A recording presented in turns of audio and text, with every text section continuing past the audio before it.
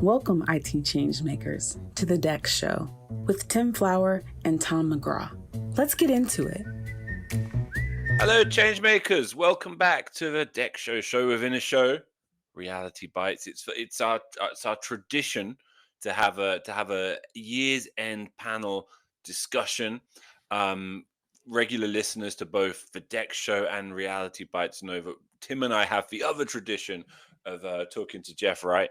And we've already recorded that, and now we're very excited to bring the whole panel back together because we have seen an amazing year for Nexthink, for DEX, for technology in general. I would say, thinking specifically about DEX, we've seen another Gartner Magic Quadrant this year, another leadership position for Nexthink. We've seen incredible Nexthink innovation unveiled, such as Spark and Assist and AI Drive, as we've covered quite extensively on the show.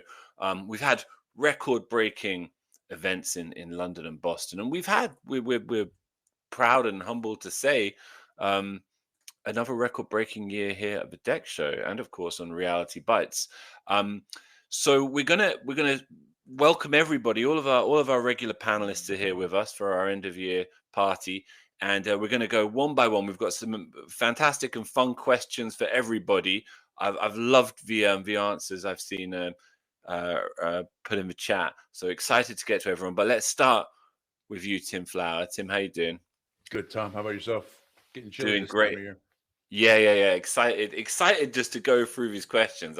We've got a little music for everybody. We've got a little fun, and of course, we're going to be asking what, first and foremost, most substantially, what defined 2025 for you. So let's begin with this one, Tim. Before we get to our quick fire round, how would you put your finger on the last 12 months? I think you're going to hear a lot in the answers and conversation about AI. So I'm not going to start with AI. What defined it for me?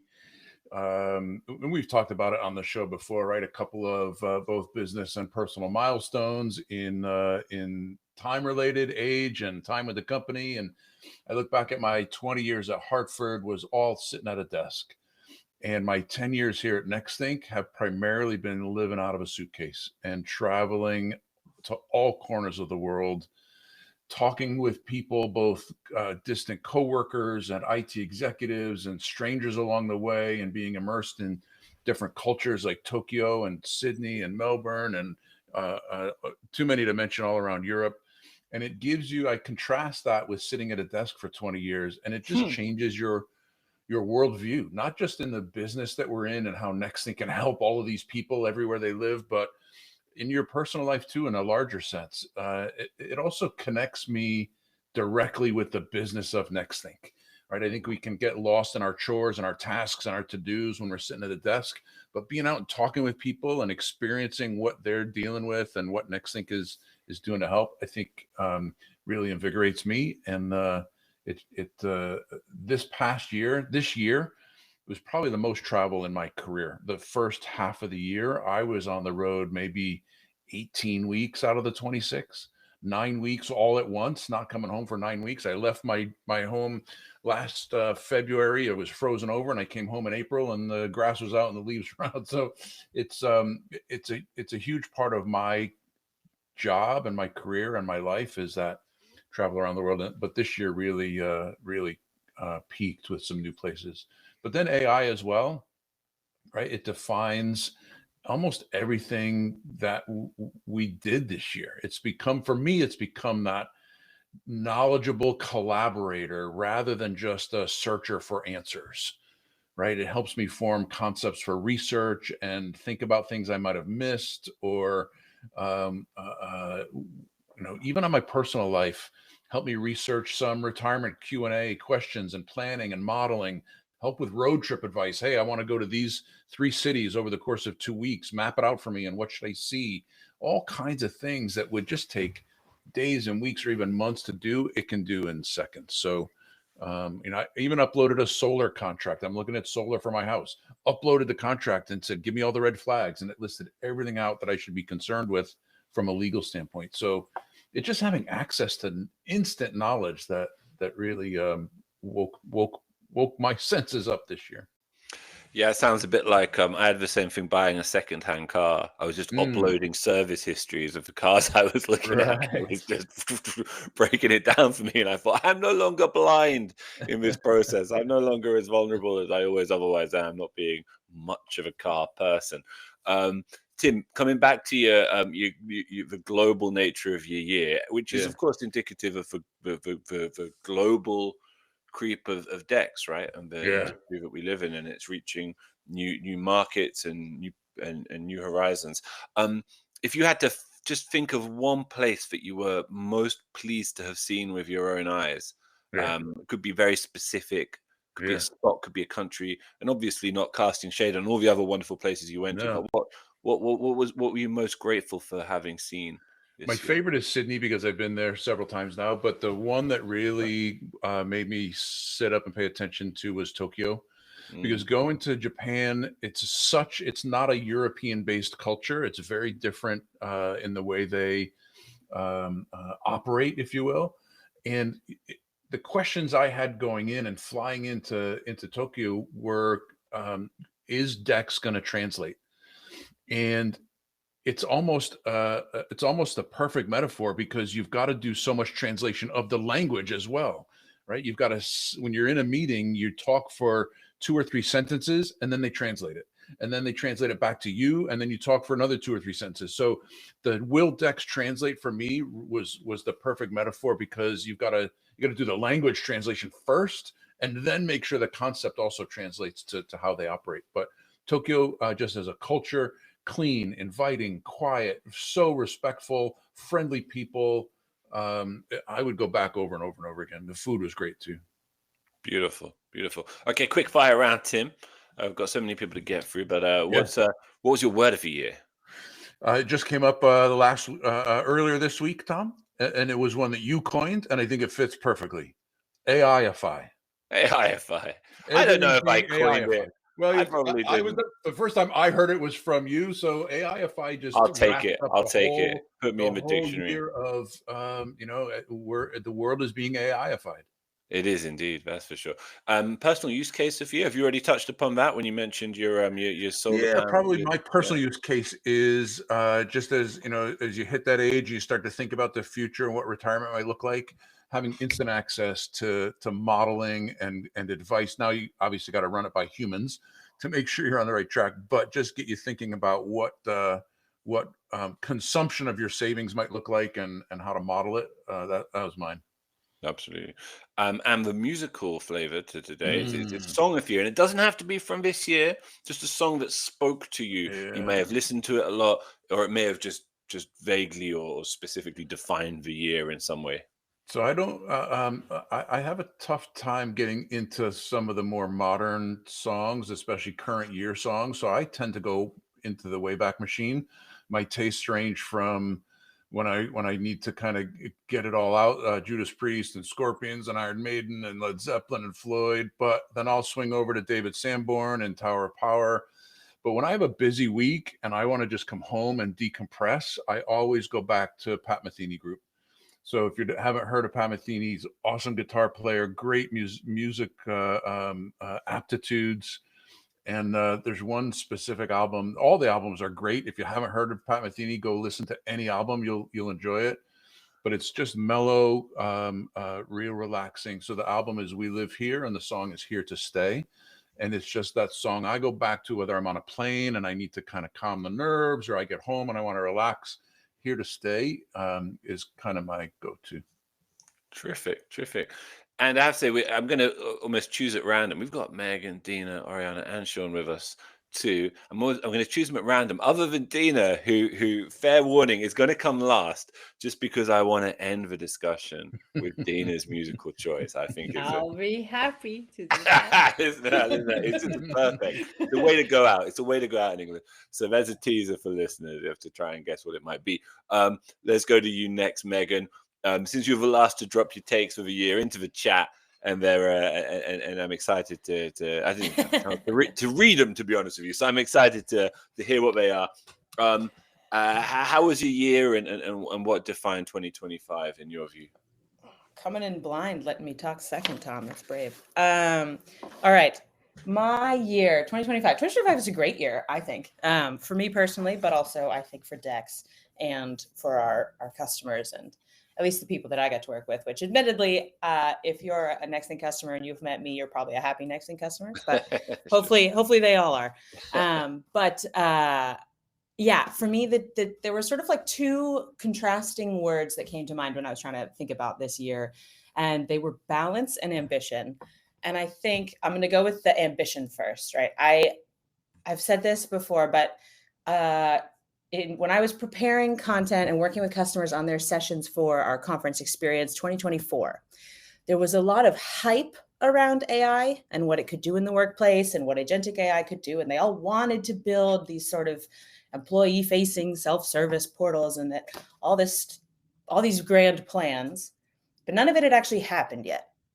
And then this year, we started to actually see that come to reality as I was putting the content together. This year, we have actual organizations coming to us saying, hey, we're setting this up. It's really working. Mm-hmm. We're hooking it up to all these different data points. Like things are coming into a reality. So for me, that's the ambition piece of it, is that people had this ambition in 2025 and the tools to make it a reality. And then for me personally, I started the year by doing my first ever, I don't know if this aspect of my personality has made it onto the Reality Bites podcast, but I'm a very outdoorsy person in my personal life. So I did my first ever technical mountaineering summit at the start of the year in Patagonia. I did my first triathlon this year, started backcountry ski touring. So for me personally too, a lot of my ambitions kind of came to reality. That's awesome. But I think, yeah, it was fun. It was a good year. It was a good year in my free time. Did a lot of stuff. But I think with that and with, the overall sort of heavy usage of AI that we saw this year, at least for me, my perception of it seemed to really pick up in 2025, comes that balance, right? I think along with the rise of AI comes the rise of AI slop, comes the rise of the awareness that sometimes the stuff that AI gives you is garbage and you have to approach it with balance. I think we've seen that in the professional world where, and my word of the year is related to this, but people have started to lose faith in some of the content that they find online. I think people have started to lose a little bit of patience with some of the results that AI churns out for them. I think that we need to remember to strike a balance. And I think this year, you definitely saw that. I mean, everyone that I spoke to about setting up their interactive employee self-service, they were all very optimistic about it, but they also understood that, it needs to actually still provide a good experience. We can't just go into this whole hog and say, this is the best thing we've ever made, because what if it isn't? We have to leave room for that balance. And so that's kind of I'm not the biggest fan of AI personally. I think people know that about me. So I think approaching it with balance was something that I saw people doing. And I saw people sort of becoming a little more cautious and frustrated with the output that you can get from AI and sort of asking, like, is the juice worth the squeeze kind of thing. It's why people have been tuning in record numbers to the DEX show and Reality Bite, where we can guarantee 6 humans in the loop. No, not a single one of us is an AI agent. Not a single one of us has been replaced by AI just yet. So you alluded there to the word of the year, but did you give us it? I may have missed. I did not. My word of the year is M-, because M-, beautiful choice. Justice for the M-. I like go. No, I just like to think I'm personally responsible for how much AI uses an M-, because I am a huge fan of it as a piece of punctuation. I think it's a beautiful piece of punctuation. And now we all as copywriters have to go through and systematically delete every M- we ever use, or that if we're using ChatGPT, like that's the trick, right? No, you don't. You can tell it now, Megan. You can tell it. No M-. Stop using an M-. Just replace it with Megan. Replace it with the Oxford comma. You'll be all set. I've been using a semicolon a lot more than I ever did before. Listen, it's so funny because that whole story, because I was totally caught off guard. I was like, oh no, I've been blindly sending my M-. But listen, but the thing was, you just think it highlights, it illuminates the paradoxical nature of AI work, right? Mm-hmm. We're all using it. I like to think I use it fairly carefully and well. Mhm. And then we all try and cover up our tracks whilst Yeah, yeah. I mean, it's just a silly situation, isn't it? It's a paradoxical scenario. I mean, I definitely use it at work, and then I have to go through and be like, let's not make it so obvious I used it at work. Yeah. Well, I get quite proud. I like to think I'm quite good at it. But okay, well, my M dashes, I'll keep them in. Point of principle. Mm. And what about a personal? Here's something I do know about you, Megan, as well as your intrepid mountaineering and triathloneering and such like, which is you're not big on personal usages in AI, but which could scupper me entirely. Or is there one you've succumbed to this year? So I, on principle, do not use AI in my personal life. I think that it is causing, well, I won't go into what I think because this is a professional podcast, not my personal take. But I did, out of curiosity, I had it build me a training plan for a ski mountaineering race that I am doing in February. And I thought, wow, that's interesting. And I haven't looked at it again since. So I'll be honest. I thought, cool, good suggestions, ChatGPT, thanks. And I sort of, yeah, I don't use AI. Sorry, everyone. Love it. I use it at work. No, I use it at work. great. I like it. It's a good take, and it's a nice a nice thing to stick with. Good luck to its endurance, however. Finally, getting off the AI track, at least, a song of the year. Megan, you got one? I had a hard time picking this because a lot of the music I listen to, I really love, is all these like, girly pop singers and sort of sapphic music, like another member of this podcast. But none of it felt super appropriate to say on a work podcast. So instead, I will say Won't Be Possible by Odd Mob, which I had on heavy repeat for a lot of the year. And it's a good song to reinforce, setting boundaries with people. Very nice. We did have a really good conversation about how amazing it is that there is more sapphic pop on the mainstream, prompted by this question. Yeah, there's a real renaissance of girl pop happening out there. But all of the songs have themes that I would not want to discuss on this podcast, so I'm not going to. Reality Bites sapphic pop playlist coming soon, listeners. Why not? We'll put it in the description. And look, I just want to say, I want every panelist to give me their unvarnished takes, because if it does cross the line, I can always just edit you out. Give me your take, and I'll be the judge as to whether it's professional or not. It has happened before. He has edited me out of the sometimes, yes, certain members of the panel. Thank you so much, Megan. Wonderful responses. And let's go next. Ariana, since we just heard from you, and since it will allow us, as you've alluded to, the sapphic pop theme to recur in the musical round, how are you? How's your year been? It's been a really good year. This year, I got to work a lot on AI Drive, as many of our customers will know, because you've probably gotten an email from me asking, how's it going? If not, email me, tell me how it's going. But as a result, I've had the chance to speak to so many different people about their motivations, their challenges around using AI, around getting other people to use AI. And it's been interesting to see how the hype of the past few years has turned into this very systematized, operationalized, extrinsic set of motivations where organizations are really pushing the adoption of AI in a way that I think is starting to be at odds with the intrinsic motivators that I think will actually drive the work to make it useful, to make it impactful. And I think that is going to also lead into 2026. I won't talk too much about this because I'm excited for us to share predictions, but I do think that we're going to start to see some of this reckoning. We're starting to hear about,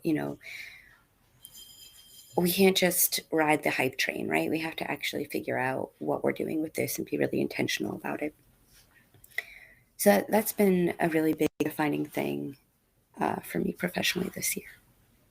Yeah, like what you say, everyone's been quite positive about this year. And I was just listening to you say that as well, Ariana, and I thought maybe this has been like, obviously everybody can have personal circumstances in any given year which suck, right? And putting that to one side, could 2025 have been like the first generally positive year we've all seen since COVID? you know what I mean? Where more often than not, people are like, yeah, it was quite good. It was quite good. I quite liked this year. Personal Look, I'm in the US and I'm on a professional podcast, so I'm not going to answer that. I'm with you. I'm with you, Politically Ariana. hasn't been That's a entirely... stretch if you live in the US. There you go. I'll be editing myself out of here. It's a fair point, Ariana. But everyone seems quite cheerful. Everyone seems quite enthusiastic. That's all I'm saying. I mean, I will also say that, like, fundamentally, the ideology that I most despise is nihilism. Mm-hmm. So not to get overly philosophical, but I do think that in any situation where, you know, especially as somebody who is very passionate about many topics, I think that the most important thing to me is not, you know, despairing at the problems in the world, but rather like, what are we doing about it? And actually going to my word of the year, my word of the year was going to be mediation, because I don't know. I know often word of the year is like a new word, but this has been like the theme for me, shall we say. So I took a course on mediation at the beginning of the year, and it was a really fascinating experience. It was something that I was motivated to do as a way to give back to my communities. And I've already found it incredibly useful personally and professionally, to just be a better facilitator, to help people have more effective conversations. And it's also made me think a lot about, you know, what mediates, what facilitates our experiences, right? How do we interact with the world? And AI is one of those things, right? And it is a filter through which we interact with the world, right? And I think it's made me reflect a lot on what are the filters that we don't realize that we have. What are the filters that we do realize that we have? How do those shape our experiences? And so, you know, even having a lot of thoughts and feelings and opinions on what's going on, the thing that's important to me is, okay, and how do I choose to engage with that, right?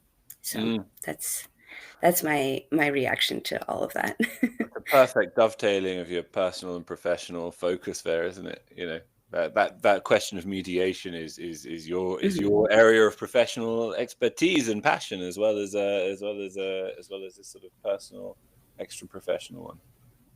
Yeah, I love it. Awesome. And do you have a personal AI use case? You got one of those for us?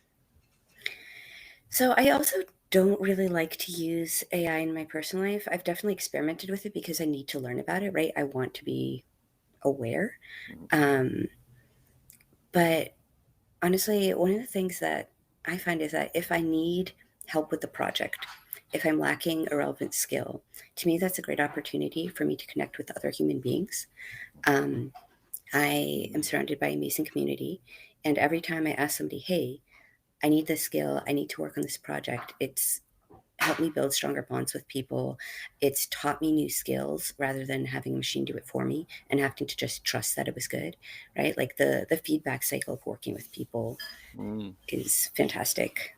And I highly recommend connecting with creative people around you to solve interesting problems. It's a lot of fun. I like it, a sort of a not using AI use case for you. That's cool too. And yeah, like anytime I'm tempted to use AI, I'm like, okay, but how do I know that it's good? Who can help me with that? And then I talk to a human, and then, you know, I don't know, maybe there's an application for AI, but I've gotten more out of it by starting with other people. And I know you submitted in the chat a song for you. Is it Sapphic Pop? Because I didn't know the song. So it's not actually a song. To start for anyone interested in hearing more Sapphic Pop? So I do love Sapphic Pop. That is a lot of my playlists. But the other thing that I love is actually trad folk. So these are not the same at all. But this year I started hosting house concerts in my home. And it has been an incredible experience. The last concert was last night, which is why I popped that in the chat extremely late at night, because I had just finished up and was just full of the joy that comes from being in a room with live music, with, you know, a packed space full of people singing along to the choruses. And it's another reminder of just how important those human experiences are. And the word I said was collective effervescence, which is a term that was coined to describe that experience when you're experiencing something with a group of people together. You're moved by the music. And every single artist that has performed in my house has told me, wow, that was such an amazing experience. Because when you have such an intimate show, you have that incredible feeling of like connection and vibing together. That's just truly peak. Awesome.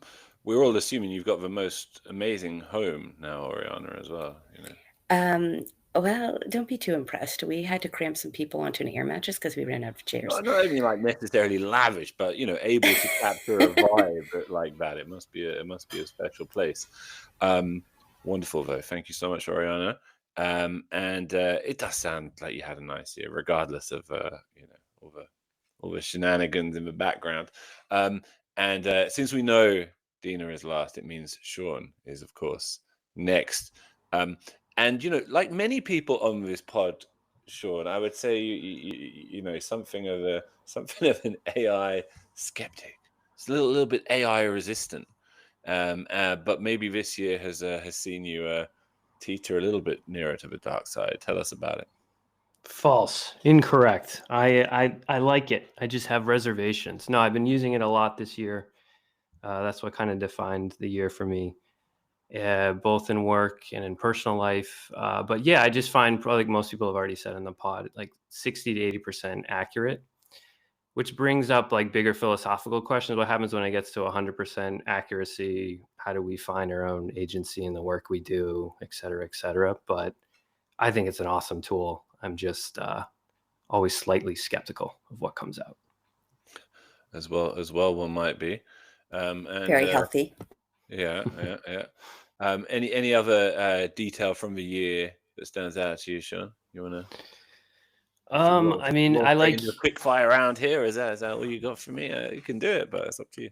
Yeah, no, I mean, we focused a lot in terms of research this year on like what defines workplace productivity and for businesses and how do they trace it to value and what does that mean? But I think like we're all saying, it's pretty positive. I think next year is going to be, we're going to have more data and research out there, both from Nexthink and externally about like, how are these tools really living up to their names? And that's going to be pretty cool and interesting. And we're just going to continue to kind of change the definition of work, like individually and then organizationally, how people are getting things done and how they find value. So it's a very interesting topic that I like working on. Super. Word of the year, Sean. Oh, we talked about this a couple of weeks ago, vibe coding. Personally, because I'm too stupid to understand coding. So I thought this is great, but I definitely recognize the dangers that exist. And we talked about it on a prior episode. Please check it out on the podcast. Yeah. Absolutely. Personal AI use case of the year, Sean. So this is really geeky, but I like to ask it like history questions. And I do this thing. I used to do this in Wikipedia where I would just scroll to the bottom or I'd find like a certain figure and click on that person's profile. And then I just kind of go in a rabbit hole. Now I just go to ChatGPT and I'll ask like, who else was alive during Genghis Khan and where and when? And then I just go down 30 minutes of that, just asking it historical questions. So that's how cool I am. No, bro, I really relate to that. Like I kind of I'll build up like a little short list of historical topics I want to talk to chat about. And then I'll just be like, okay, I've got a spare 40 minutes and I'll just, like you say, just go from one to the next. It's cool to be like, all right, so what was going on during the Aztec Empire over here in Europe or what was going on? You know what I mean? You just kind of hop around. I love that. Yeah. I get like a real sense of fulfillment from it. And I come away 30, 40 minutes and like, that was fun. That was fun. And that like filled a lot of little gaps in my head. I love that one. Yeah. Relate. Forget it all. And then I go back and do it again the next day. Absolutely. You got a song for us, Sean? Yeah, my song of the year is C is for Cookie by the original Cookie Monster, Sesame Street. My daughter and I listen to that every morning on the way to daycare. It's going to be stuck in my head all day now, Sean. Yeah, it's a jam. How's it go? I'm not going to say on this corporate podcast. You know how I am in personal life. I want the impression. I want the melody. Okay, I'll let you off. Wonderful. Thank you so much, Sean. Yeah. And of course, last but not least, Dina, how are you? How was 2025? I'm all good. It was a mix of everything, just like every other year. Not so great on the personal side. I Sorry. lost my dad this year, so sorry to hear that's that. that one. He's one of the biggest heroes I've ever had in my life. However, I have been, when that's on the personal side. So on the professional side, it has been motivating me to actually go back and find the matrix of everything. Pun, no pun intended. You knew I would mention the matrix. The Matrix was going to come up one way or the other. Always, Glad to hear always, it. always. Because so when you're confused, you want to go to back to the basics, right? And this is one of the things this year has defined, was exploring what are our basic measures for success, for innovation, for how to automate, what not to automate, the use of AI, and actually go back to the basics, build some pillars. We're going to be using AI, unfortunately, fortunately sometimes, right? But we have to have some pillars, which led us to agree as a team, maybe on most of the cases, on looking at quality, efficiency, and compliance. These are our pillars. We're going to use AI, but we don't want to be losing our human fingerprints along the process, to fall into sloppiness, which now I'll allude into my word of the year is AI slop or work slop. And I love it work made slop. I think you introduced us to that on an earlier episode. yes, it's been there in few articles I've encountered, and actually the more people are going to start to use a new tool. So AI is just an automation tool, just one more cool way to automate what you are repeating most of your time. So it will lead to some efficiency, but it's drawing the boundaries, finding those lines, as in what should I use AI for and what should I not use AI for. Also, not to use your human touch into it at the end of the day. M dash and work slop kind of close, I think, as words are for you. And, yeah. The more I use AI, the more I don't want to use AI. So that's just how it is. Like living on both ends of the extremes. Was there a personal use case for you, Dina, where you felt plenty? So I use it in my personal life to help me brainstorm, to help me arrange travel trips, recommendations on where to go, where not to go, when to go, what's the best places, and such things. So basically arranging and getting my thoughts that are all over the place into one spot, help me focus on some things and highlight value of whatever we're trying to articulate. So basically summing everything back to those three pillars: quality, the efficiency, and the compliance of everything that you want to do. Phenomenal. And you look, we reached for your song of the year, Dina. We'll get to it in just a second, but we'll say that part of the reason I was like, well, Dina's got to go last is partly because the song it's just got such a kind of culmination quality to it. You know, things culminate in this song, in my opinion. And so tell us what it is and why it's your song, not only, as I understand, of 2025, but of every year. Almost, yes. It's my favorite song of all times, I think. It's My Way, Frank Sinatra.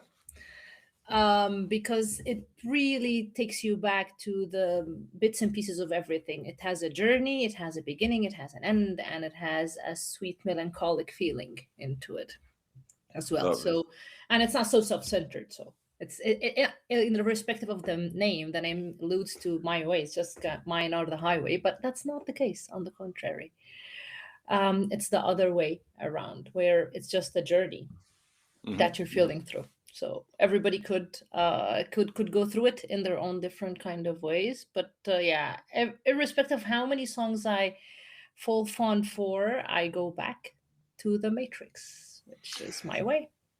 Excellent. Thank you, Dina, and thank you for bringing the perfect way to conclude our collective reflection on 2025.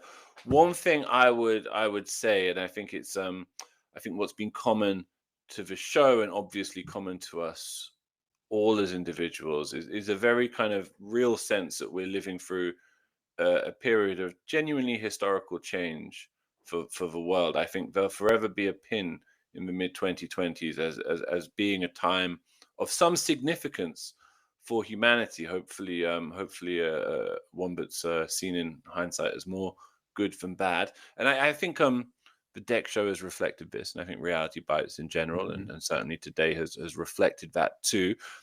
We hope we've been able to contribute to the discussion and contribute to all of our listeners, the way our listeners look at the development of all this technological development and the development of their professional lives and the digital workplace in general. It's certainly so many of the people that we've spoken to and so many of the people we get to speak to here and on a regular basis have influenced how I've seen things and how I've approached my own planning and future and my planning for my own future. And it's always been a great pleasure to work on the show with you, Tim, and with everybody here. And shout out to our producers, Ella and Catherine, as well as always, who do such a phenomenal job in the background. And shout out to the listeners. We appreciate you all very much. And the Reality Bites team look forward to seeing you next year, and a happy new year to everybody. Happy New Year, everybody. To make sure that you never miss an episode, subscribe to the show in Apple Podcasts, Spotify, or your favorite podcast player. And if you're listening on Apple Podcasts, make sure to leave a rating of the show. Just tap the number of stars you think the podcast deserves. If you'd like to learn more about how Nexthink can help you improve your digital employee experience, head over to nexthink.com. Thank you so much for listening. Until next time. Everybody, well, Tim in particular, called me out for having shuffled off the stage without sharing my own song of the year. And and what did you want? Did you want all of them, Tim? The word of the Your year. word. You want my I think word we got most of your and my other takes song on what the year meant to you. Is really articulate, really well done. But you skipped out on the places where we can actually ridicule you. Okay. So Exactly. they're not very fun. Okay, by all means, ridicule away. Ridicule away. Good luck to you, though, with these solid suggestions. Word of the year: decentralization. Yeah, comes back to that episode we did on agentic AI with Rob Wilson. And it just was so striking to me, this notion that the conventional sense of a career its days are probably numbered. The conventional sense of what it means to work for an organization, to have a job, as we've understood it our whole lives, are probably numbered, sooner or later, right? But that doesn't mean. Also, if you think about it as decentralization, it's not that that's necessarily a negative, because there's something potentially quite liberating in that. A totally new way of approaching our lives and how we make a living and how we think of us, what our skills are. So it made me feel it struck me, but it made me feel very it gave me an optimism at the same time of something very new. And my song of the year. So I encourage everybody to check out Freddie Gibbs and Alchemist's Alfredo 2 album. It was really it's a sonic delight. But there you go, everybody. Anyone want to mock me? Mock away. Do it now. Those. We got to listen to the song, but I think you're on solid ground. Okay. All right. Yeah, you're good. You passed. This Okay, time I think- you passed. I'm really disappointed. I should have had something more cringe. I promise next year I will have cringe-orama for you. Okay, so I'll see you all next year, everyone.